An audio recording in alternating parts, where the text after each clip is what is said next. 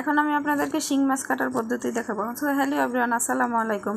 তো দেখেন আমি এখানে একটু লবণ নিয়ে নিছি। লবণটা দেওয়ার পরে মাছগুলো কেমন লাফাইতেছে। তো লবণ দেওয়ার পরে মাছ মরে যায়, কারণ জেতা মাছ জেতা শিং মাছ কিন্তু কাটুন যায় না, কাটা বিন্দাই দিব। তো এখন হইলো মাছটা খুব ভালোভাবে কাইটটা কাটাগুলো পরিষ্কার করে মাথার সাইড দিয়ে কাইটটা, তারপরে হলো আমি এখন এটা ঘষমু।